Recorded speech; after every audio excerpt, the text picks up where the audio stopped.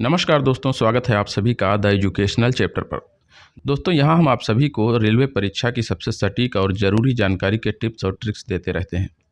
आज का वीडियो खास है क्योंकि हम आपके लिए लेकर आए हैं रेलवे की पिछली परीक्षाओं में पूछे गए टॉप जीके के क्वेश्चंस, जो आपकी तैयारी को और मजबूत बनाएंगे। तो वीडियो को अंत तक जरूर देखें क्योंकि यहाँ आपको सवालों के साथ साथ उनके उत्तर और उनसे जुड़ी रोचक जानकारियाँ भी मिलेंगी। तो चलिए शुरू करते हैं। आज का हमारा पहला प्रश्न है कि भारतीय संविधान के अनुच्छेद 368 का क्या संबंध है। तो इसका संबंध है संविधान में संशोधन से। देखिए, 368 भारतीय संविधान में संशोधन के लिए प्रावधान करता है। यह संसद को संविधान में संशोधन करने की प्रक्रिया का निर्धारण करता है। अगला क्वेश्चन है कि वह कौन सा भारतीय राज्य है जिसने 2024 में स्मार्ट एग्रीकल्चर प्रोडक्ट के तहत आई फार्म योजना की शुरुआत की है। तो इसका राइट आंसर हो जाएगा ऑप्शन डी, यानी कि गुजरात। देखिए, गुजरात सरकार ने 2024 में स्मार्ट एग्रीकल्चर प्रोडक्ट्स के तहत आई फार्म योजना की शुरुआत की है। इसका उद्देश्य किसानों को डिजिटल प्लेटफॉर्म के माध्यम से कृषि उत्पादों की बिक्री और मार्केटिंग में मदद करना है। अगला क्वेश्चन है कि 2024 में भारत ने किस देश के साथ डिफेंस टेक्नोलॉजी पर समझौता किया है। तो वो देश है अमेरिका, यानी ऑप्शन बी हमारा राइट आंसर होगा। 2024 में भारत और अमेरिका के बीच डिफेंस टेक्नोलॉजी पर समझौता हुआ है। यह समझौता दोनों देशों के बीच सैन्य सहयोग को मजबूत करेगा और साथ ही रक्षा क्षेत्र में प्रौद्योगिकी के आदान प्रदान को बढ़ावा देगा। अगला क्वेश्चन है कि भारतीय रिजर्व बैंक यानी आरबीआई ने 2024 में किस नए योजना के तहत क्रिप्टो करेंसी पर नज़र रखने की घोषणा की है। तो ये योजना है सीबीडीसी, यानी सेंट्रल बैंक डिजिटल करेंसी। देखिए, आरबीआई ने 2024 में सीबीडीसी लॉन्च करने की घोषणा की है, जिससे कि क्रिप्टो करेंसी पर निगरानी रखी जाएगी और डिजिटल मुद्राओं का नियंत्रित उपयोग किया जा सकेगा। नेक्स्ट क्वेश्चन है कि 2024 में भारत ने किस देश के साथ एयरफोर्स के क्षेत्र में साझेदारी की घोषणा की है।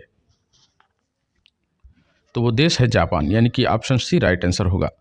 2024 में भारत और जापान के बीच एयरफोर्स के क्षेत्र में साझेदारी की घोषणा हुई है।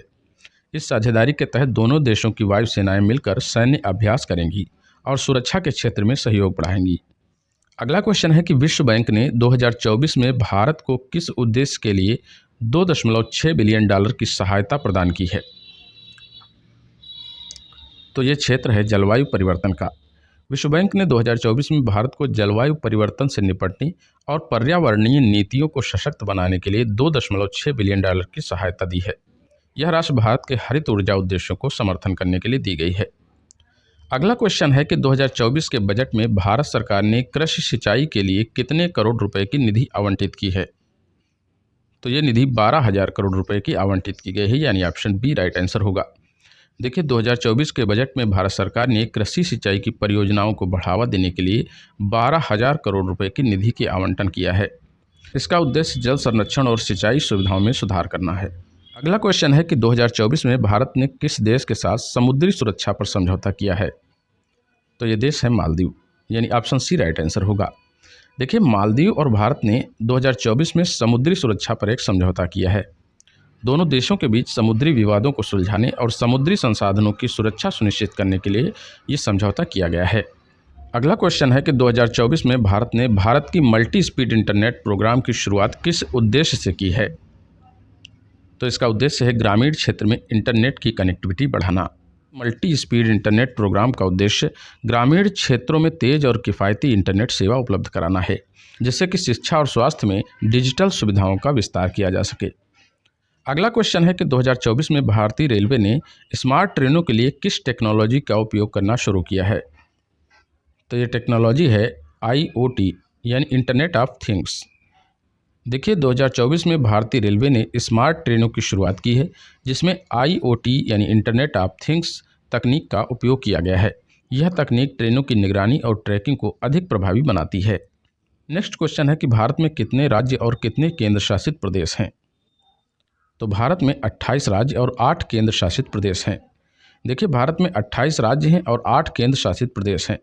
2019 में जम्मू और कश्मीर राज्य को केंद्र शासित प्रदेश में विभाजित किया गया था।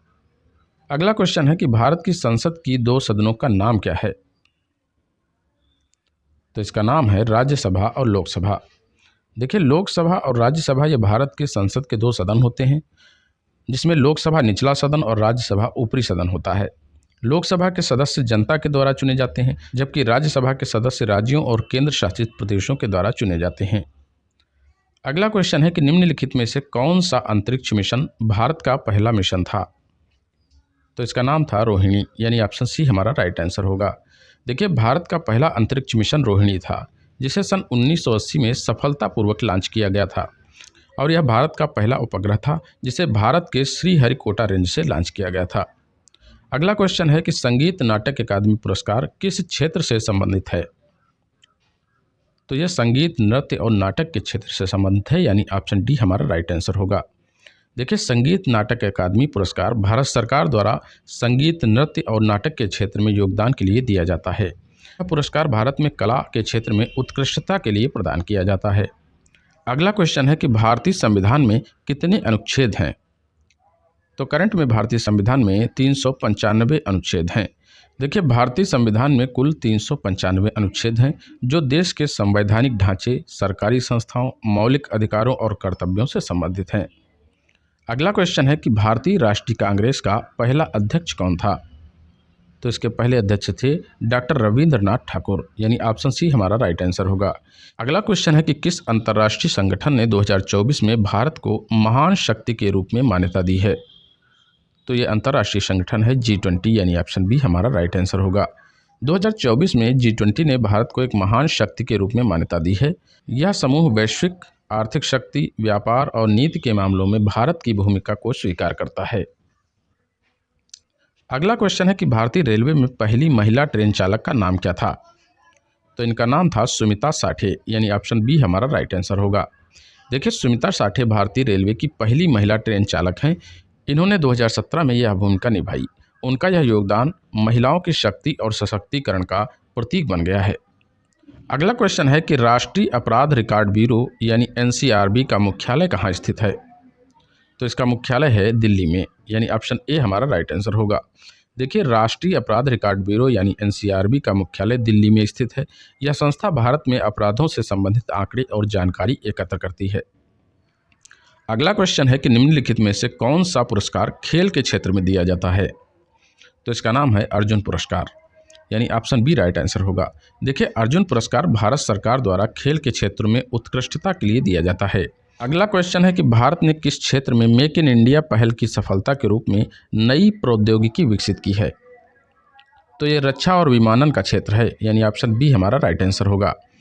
अगला क्वेश्चन है कि भारत में स्वतंत्रता संग्राम की शुरुआत कब हुई थी? तो ये शुरुआत हुई थी सन 1857 में। देखिए, भारत में स्वतंत्रता संग्राम की शुरुआत सन 1857 के गदर से मानी जाती है, जिसे हम लोग सिपाही विद्रोह भी कहते हैं। यह विद्रोह ब्रिटिश साम्राज्य के खिलाफ पहला बड़ा आंदोलन था। अगला क्वेश्चन है कि भारत में पहली बार राष्ट्रीय जनसंख्या रजिस्टर यानी NPR कब तैयार किया गया था? तो ये सन 2011 में बनाया गया था, यानी ऑप्शन बी हमारा राइट आंसर होगा।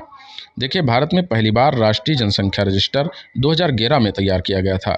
इसका उद्देश्य देश की जनसंख्या और निवासियों के बारे में सही जानकारी प्राप्त करना था। अगला क्वेश्चन है कि निम्नलिखित में से कौन सा भारतीय राज्य हिल स्टेशन के लिए प्रसिद्ध है? तो इसका नाम है हिमाचल प्रदेश। देखिए, हिमाचल प्रदेश भारत की प्रमुख हिल स्टेशनों का घर है, जैसे कि शिमला, मनाली, धर्मशाला और कांगड़ा, जो देश विदेश के पर्यटकों को आकर्षित करता है। आज का हमारा अंतिम क्वेश्चन है कि हाल ही में भारत ने 2024 में किस देश के साथ जलवायु परिवर्तन के सहयोग को बढ़ाने के लिए समझौता किया है? तो वो देश है फ्रांस, यानी ऑप्शन ए हमारा राइट आंसर होगा। भारत और फ्रांस ने 2024 में जलवायु परिवर्तन पर सहयोग बढ़ाने के लिए एक समझौता किया है। इन दोनों देशों ने पर्यावरणीय संकट से निपटने और हरित ऊर्जा के विकास के लिए साझेदारी की है। तो दोस्तों, यह था हमारा खास वीडियो। अगर आपको यह वीडियो पसंद आया हो तो वीडियो को एक लाइक करें, साथ ही अपने दोस्तों के साथ शेयर करें और सब्सक्राइब करना बिल्कुल ना भूलें। आपके हर कमेंट और फीडबैक से हमें बेहतर वीडियो बनाने की प्रेरणा मिलती है। याद रखें, सफलता आपकी मेहनत पर निर्भर करती है। अपनी तैयारी में कोई कमी न छोड़ें और आत्मविश्वास के साथ आगे बढ़ते रहें। हमारी तरफ से आप सभी के लिए 2025 के आगमन पर नव वर्ष की हार्दिक शुभकामनाएं। मिलते हैं अगले वीडियो में। धन्यवाद।